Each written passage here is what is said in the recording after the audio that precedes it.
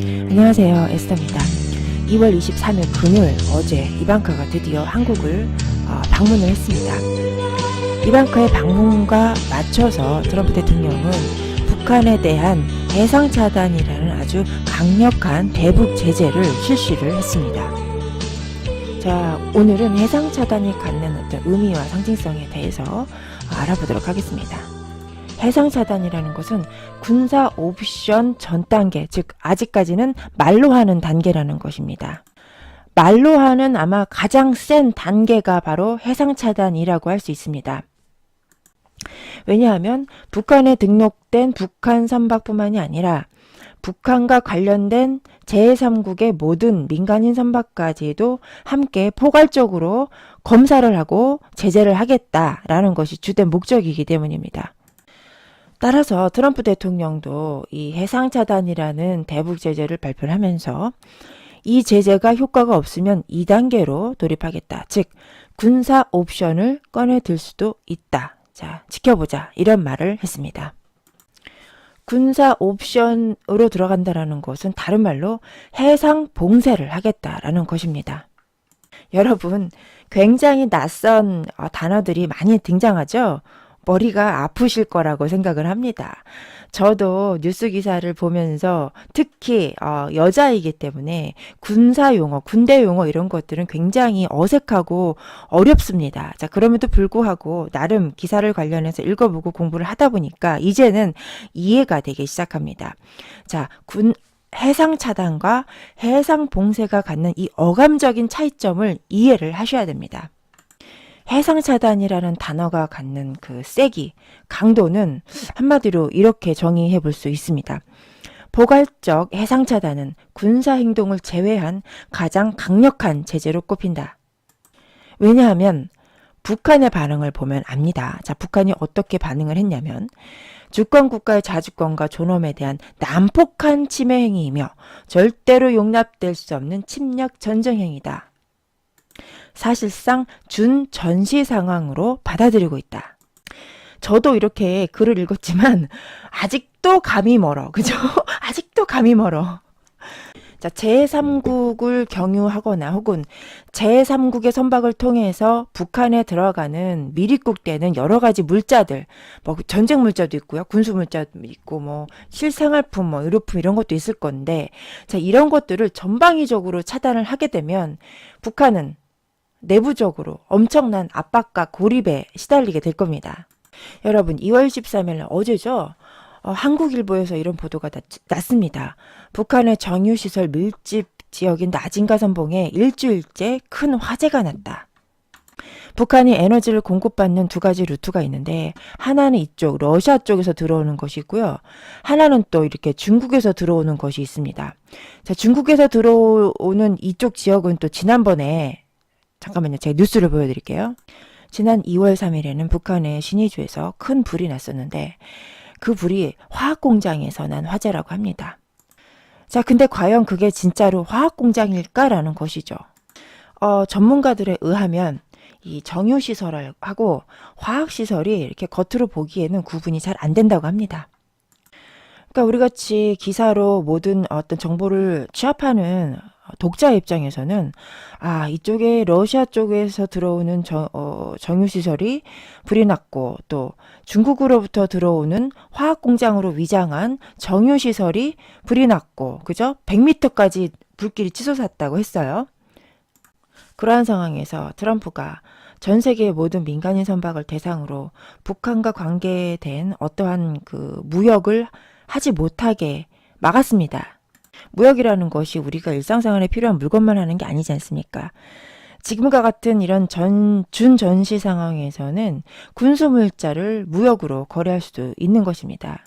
또 현재 시점에서 트럼프가 저렇게 해상차단을 북한을 대상으로 한 이유도 군수물자의 보급을 차단하기 위한 그런 목적이 가장 크다고 볼 수 있겠습니다. 자, 이런 상황에서 북한은 똥줄이 탔는지 이 천안함의 주범인 김영철을 이방카가 한국을 방한한 시점에 맞춰서 꾸역꾸역 내려보내려고 아주 발악을 하고 있습니다. 김영철을 내려보낸다라는 그런 사실이 한국 내에 우파 세력에게 얼마나 강력한 반발을 불러일으킬지 충분히 예상됨에도 불구하고 이렇게 북한에서 김영철 카드를 꺼내들었다라는 것은 북한은 지금 똥줄이 지금 타들어간다. 똥줄이 아주 말라 비틀어 들어간다. 이렇게밖에 해석해 볼 수 없는 상황입니다. 자, 여러분 이제 해상차단이라는 그 단어가 갖는 그 무게감이 조금 느껴지십니까? 트럼프가 해상차단이라는 카드를 꺼내들자 북한에서는 한국 내에 우파 세력의 강력한 반발이 예상됨에도 불구하고 굳이 김영철이라는 카드를 꺼내들 수밖에 없는 무리수를 두 개 만들었다라는 사실을 봤을 때 이 해상차단이 갖는 어떤 그 무게감, 압박감을 간접적으로 우리는 확인해 볼 수 있습니다. 자, 그러면 이 트럼프가 언급을 했던 제2의 국면, 다시 말해서 해상차단의 다음 단계이자 군사 옵션을 포함한 해상봉쇄라는 대북제지가 갖는 그 무게감, 자, 그것은 어느 정도일까요? 해상봉쇄라는 카드가 얼마나 강력한 제재가 될 수 있는지 다음에 두 가지 사례를 통해서 알아보도록 하겠습니다. 이제 법원의 판결에서도 판례라는 게 굉장히 중요시 되고 있습니다. 그런 것처럼 우리가 어떠한 현상을 공부를 할 때도 과거에는 어떠한 패턴이었나를 분석해 보면 알 수가 있듯이, 자, 이 해상봉쇄를 미국이 과거에 단행했었던 사례가 두 번 있었습니다. 자, 이 기사의 제목을 보시면 미국이 이라크에겐 해상 봉쇄 후 공격했는데 북엔, 자, 이런 기사 제목입니다. 자, 기사 제목에서도 여러분들이 예상해 볼 수 있듯이, 자, 과거에 미국이 해상 봉쇄를 단행했었던 두 가지의 사례는 바로 이라크와 1962년도 쿠바, 그리고 1990년에 이라크입니다. 쿠바와 이라크 이렇게 두 가지의 사례가 있지만 이 기사 제목에서는 왜 이라크를 부각시켰느냐? 제가 질문이 너무 바보 같은 질문이었네요. 제목에 답이 다 나와 있는데. 자, 제목에 답이 나와 있습니다, 여러분. 이라크엔 해상 봉쇄 후에 공격했기 때문에 이라크라는 국가의 해상 봉쇄 사례를 부각시킨 겁니다. 그리고 나서 이 기자가 북엔? 이렇게 물음표를 찍어놓은 이유는 여러분 생각 한번 해보라는 것입니다. 이 독자들로 하여금. 여러분, 이라크랑 북이랑 비교가 됩니까? 이라크는 미국의 패권에 도전을 하긴 했지만 미국의 본토를 직접적으로 위협을 가할 정도는 아니었습니다. 그런데 북한은 겁대가리 없이 미국한테 미사일을 막 쏘면서 야, 우리 대륙간 탄도미사일 발사 성공했다 이렇게 자랑하지 않았습니까? 도발하지 않았습니까? 자, 시나망이라고 중국 인터넷 신문인데요. 미국과 일본이 합동 군사 훈련을 하는 것에 대해서 한국이 비난을 하고 있다라는 기사 내용인데, 자, 이것을 보면 지금 한국이 코리아 패싱 당하고 있다라는 사실을 알 수 있습니다. 자, 일본 해상 자위대와 미국의 해군 부대가 투입되었고, 일본의 방공 자위대와 미국의 해병대 및 미국 공군 부대까지 투입돼 규모가 대폭 확대되었고 훈련의 위험성도 커졌다. 이 기사가 비록 중국 언론사에서 나온 기사이긴 하지만 이게 시사하는 바가 무엇입니까? 미국이 일본이라는 강력한 우방국과 함께 해상봉쇄라는 단계로 들어가기 위한 절차를 밟고 있다라는 사실을 알 수 있죠. 이를 빌미로 중국은 2020년까지 해병대를 4만 명으로 증강할 것이며 한반도를 전담하는 여단을 창설하겠다라고 발표를 했습니다. 여차하면 한반도에 상륙해서 한반도 영토에서 군사적 전면전도 불사하겠다라는 강력한 의지를 미국과 일본에게 보여준 것입니다. 자, 왜냐하면 해상봉쇄를 할 때에는 해당 국가와 관련된 모든 선박에 대해서 조사를 할 수 있고 또 조사에 불응할 시에는 그 즉시 현장에서 무력 조치를 취할 수 있기 때문입니다. 그래서 중국은 해상봉쇄를 염두에 두고 이러한 한반도 전담 여단을 창설하겠다라고 발표를 한 것입니다. 자, 현재 시점에서는 트럼프 대통령이 해상 차단이라는 제재를 꺼내 들었습니다. 자, 이 해상 차단이라는 제재를 꺼내 들기까지 그냥 뜬금없이 어느 날 갑자기 이렇게 꺼내 든 것이 아닙니다. 해상 차단이라는 카드를 꺼내 들기 위한 절차와 조치들을 다 밟아와서 지금 이 순간에 해상 차단이라는 카드를 꺼내 든 것이고, 또 이 해상 차단이라는 카드 또한 해상 봉쇄로 가기 위한 절차와 과정 중에 하나다라는 것입니다. 그렇기 때문에 트럼프는 궁극적으로 해상 봉쇄라는 카드를 꺼내 들 수밖에 없을 것입니다. 다만 그 해상 봉쇄라는 카드를 결과를 내놓기까지 또 그거에 충족시키는 조건들을 만족시키기 위해서는 여러 가지 그 문제점을 해결해야 될 필요성이 있습니다. 여기 한국일보 기사에서 굉장히 설명을 잘 해놨는데요. 북한의 숨통을 죄는 해상 봉쇄를 성공을 하려면 중국과 러시아를 끌어들여야 되는데 이것이 문제다라는 것입니다. 아니, 문제는 뭐가 문제입니까? 안 되면 되게 만들면 되지. 안 그렇습니까? 안 되면 되게 만드는 방법. 제가 사례를 또 보여드리겠습니다. 2월 22일 날 나온 기사인데요. 이 기사가 지금 이 문제와 이렇게 연결되리라고는 제가 상상을 못했는데, 제목부터 보시겠습니다. 흑해 감도는 신냉전 분위기, 미국과 러시아의 해군력이 집합하고 있다. 여러분, 이 흑해라는 것은 크림반도가 있는 지역이고요. 이 크림반도라는 것은 2014년도에 러시아가 군사적으로 무력 점거를 하지 않았습니까? 자, 흑해는 이렇게 보시다시피 러시아하고 동유럽, 그 다음에 중동을 사이에 두고 있는 그 큰 호수를 의미합니다. 자, 그러면 크림반도는 어딨냐? 바로 이렇게 보시다시피 크림반도는 이 흑해 안에 이렇게 삐쭉 나와 있는 곳이 여기가 크림반도고요.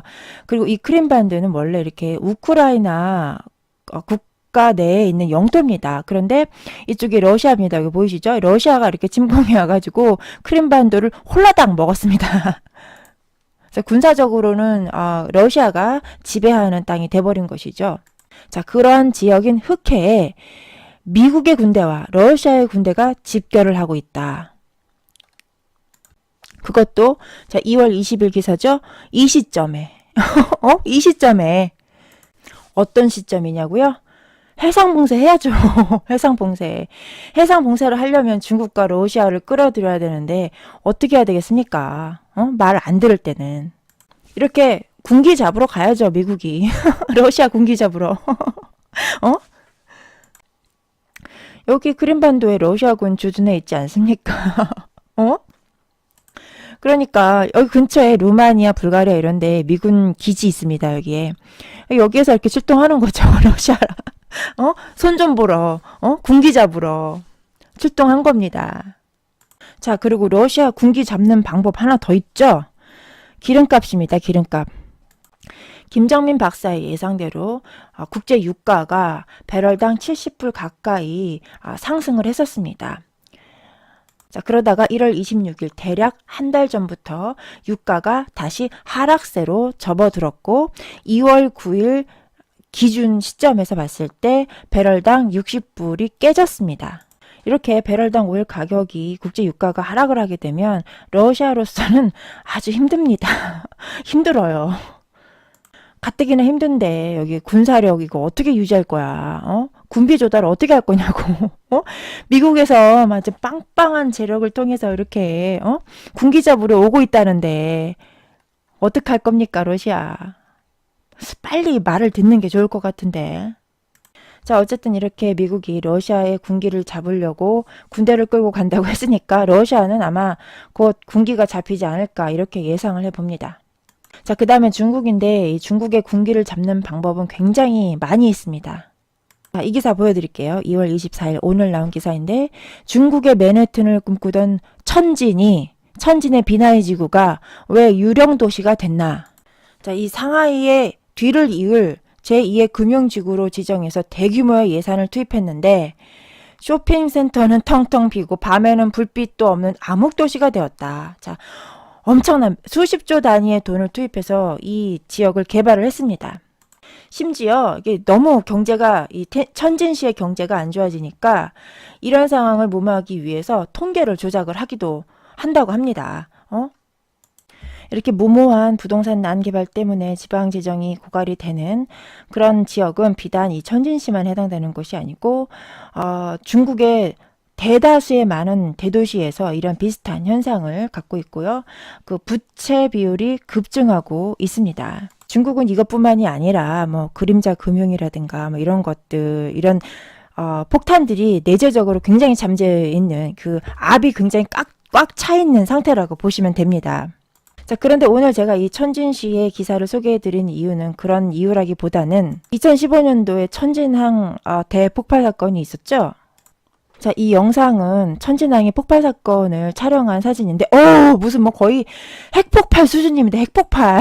근데 이게 지금 저렇게 한 번에 끝난 것이 아니라, 한 번에 끝난 것이 아니라 저런 폭발이 수차례가 연속적으로 몇 번 있었습니다. 저러한 천진항 대폭발이 있은 후에 그 자리에 이렇게 거대한 이 뭐라고 분화구 같이 생긴 그 호수가 하나 생겼습니다.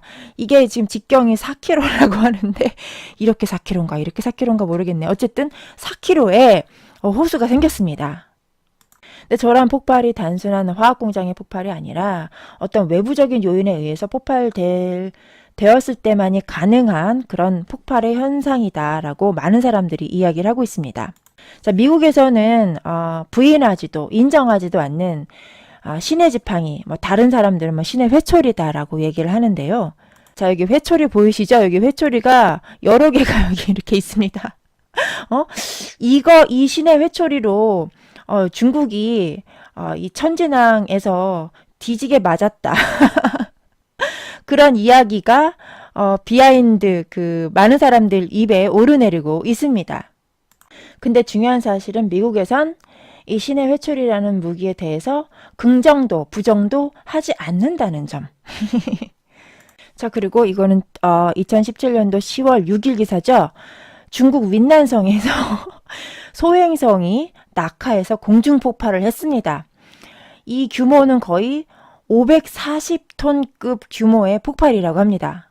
자, 제가 아까 말씀드렸듯이 안 되면 되게 하면 됩니다. 어떻게? 온갖 수단과 방법을 가리지 않으면 됩니다. 소행성도 터뜨리고, 화학공장 폭발 사건도 폭발도 시키고, 또 뭐, 여러분, 상상하십시오. 다 이루어집니다. 자, 보시다시피, 미국의 분노를 사게 되면 신이 분노하게 됩니다. 신이. 자연재해를 일으켜서 미국을 분노하게 만든 그 해당 국가를 아주 조져버립니다. 미국이 분노하는 것보다 신이 분노하는 게 더 무섭지 않습니까? 아니, 이렇게 뒤지게 맞고도 안 무서운가? 정신을 못 차렸나 중국? 해상 봉쇄로 가기 위해 풀어야 하는 세 번째 문제. 쿠바식 해약 봉쇄는 실효성이 없다. 무역을 90%를 중국에 의존하는데 그러한 타격이 미미할 것이다 라고 이 기자가 썼죠. 뭘 미미해. 중국을 잡으면 되지. 신이 분노를 한다니까. 중국. 그러니까 중국은 불필요한 자연재해를 유발시키는 행동을 중단해야 됩니다. 지금 불필요한 자연재해, 대재앙을 불러일으키는 행위를 지금 중국이 계속하고 있지요. 우리 대한민국 속담에 이런 게 있죠. 매를 번다, 매를 벌어. 매를 벌고 있습니다, 지금 중국. 중국과 북한의 차이점은 북한은 미국의 분노를 사지만 중국은 신의 분노를 산다. 신의 분노를 사면 어떻게 된다? 자연재해가 온다. 자연재앙이 일어난다. 그리고 네 번째 문제. 한국이 호응을 하지 않고 있다. 이렇게 썼는데 됐고. 지들이 안 하겠다잖아. 북한이랑 중국이랑 같이 하겠다잖아. 그럼 됐고. 이렇게 이방카와 해상차단이라는 키워드로 관련 뉴스 기사들을 검색해서 읽어보고 나니까 올림픽이 끝나갈 즈음이 되어감에 따라서 이 한반도와 주변 정세 그리고 국제 정세가 굉장히 빠른 급물살을 타고 있다라는 인상을 지울 수가 없습니다. 헤일리 UN 주재 미국 대사죠. 새 대북 제재 블랙리스트와 관련한 증거를 유엔에 제출했다. 지금까지는 미국에서 말로 좋게 타이르는 듯한 모습을 보여왔습니다. 그런데 이제는 증거를 제출하기 시작했네요. 증거를. 과연 저 블랙리스트와 관련된 증거만 있을까요? 미국에서? CLS 계좌와 관련된 증거는 없을까요? 이 기사를 보면 이제 미국이 앞으로 어떤 식으로 행동을 할지 예상이 됩니다. 이제 앞으로 미국이 보일 행보는 관련된 증거들을 지금까지 수집해왔던 모든 정보들을 하나하나 오픈할 겁니다. 그래서 팩트로 폭격을 할 겁니다. 증거를 저렇게 하나씩 내놓을 때는 한 가지씩 명분을 쌓아간다라는 뜻이기도 합니다.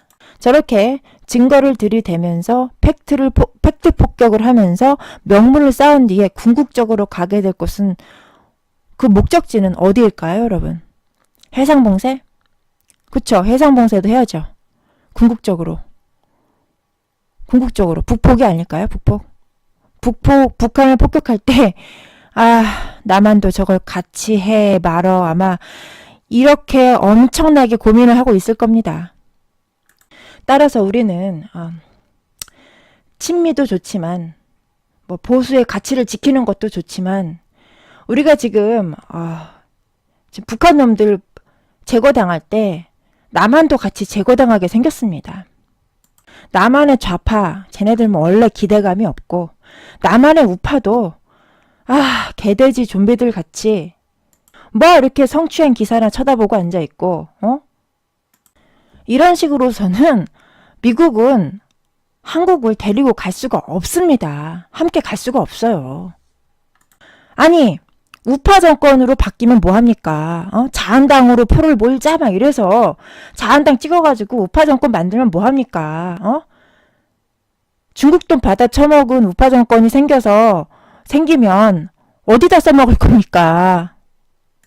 그래서 친미 보수의 가치 지키는 거 다 좋습니다. 근데 그것도 일단은 나라가 있어야 지킬 수 있는 거 아닙니까? 나라가 있어야. 나라가 없는데 보수를 지키고 우파를 지키고 우파 정권을 만들고 그게 다 무슨 지랄입니까? 무슨 소용입니까? 나라가 온전해야 그것도 가능한 것이죠. 자, 나라를 온전하게 지금 유지를 하기 위해서는 우리가 제일 먼저 해야 될 일은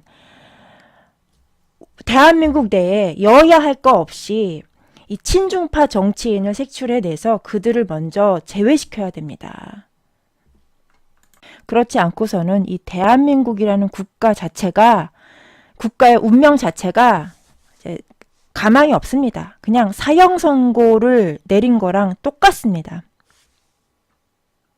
좀비가 이 좌좀만 있는 줄 아십니까? 우좀도 있습니다. 우좀. 개돼지가 좌파 개돼지만 있는 줄 아십니까? 우파 개돼지도 많습니다. 많아요.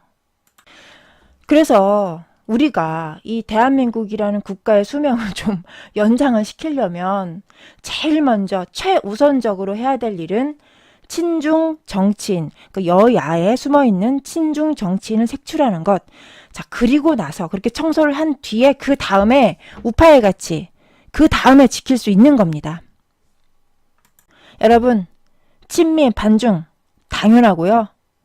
일단 우리 친중 정치인, 여야에 중국 돈을 처먹은 친중 정치인, 친중 언론인, 친중 인사들 다 색출해내도록 합시다.